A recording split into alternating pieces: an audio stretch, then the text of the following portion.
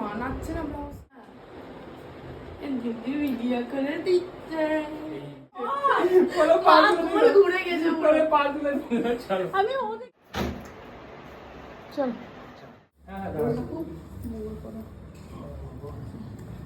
বাবা গাড়িটা বার করো ফোন করে। দিনটা ছিল 12ই সেপ্টেম্বর, ইচ্ছে পূরণের দিন। আবার চুল ঠিক করছে, চুল ঠিক করছে।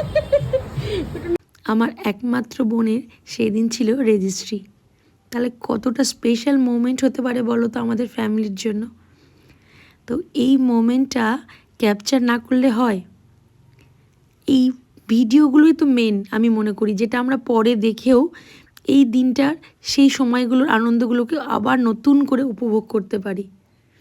তাই আমার যাওয়ার কারণটাই ছিল তাদের স্পেশাল মোমেন্টগুলোকে ক্যাপচার করা। একটা বছরের অপেক্ষার অবসান, আমার বোন নতুন জীবনে পা রাখতে চলেছে লিগালি। অনেক অনেক ওর জন্য আমার তরফ থেকে ভালোবাসা, ওদের দুজনের জন্য এবং আমাদের ফ্যামিলির তরফ থেকে। ওরা নতুন জীবনে অনেক অনেক ভালো থাকুক, আমরা সব সময় পাশে আছি। তারপর অফিসিয়ালি সব ওয়ার্ক ওদের কমপ্লিট হলো, তার সাথে আড্ডা ইয়ার্কি এগুলো তো একটা পার্ট, যেটা কোনো কাজের সাথে এগুলো না থাকলে যেন ইনকমপ্লিট, তাই না? তারপর সব কিছু কমপ্লিট হওয়ার পরে বাড়ি ফেরার পালা। এইদিকে কিন্তু মা বাড়িতে থেকে গেছিলো, মা আমাদের সাথে যায়নি, কারণ নতুন জামাইয়ের জন্য রকমারির পদ রান্না করবে বলে। তারপর বাড়িতে গিয়ে জমিয়ে আড্ডা, খাওয়া দাওয়া। আর খাওয়ার মেনুতে স্পেশালি মাটন কিন্তু থাকতেই হবে, নয়তো খাওয়াটা কিন্তু সেভাবে কমপ্লিট হয় না, তাই না বলো?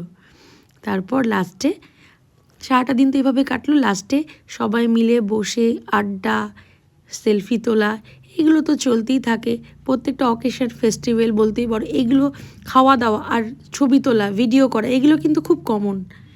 তারপরে দেখো দাঁড়িয়ে দাঁড়িয়ে দেখা হচ্ছিল কে কার থেকে কতটা লম্বা।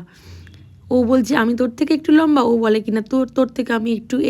এই তো চলছিল। চলো তাহলে আজ তাহলে আসি, তোমরা ভালো থেকো।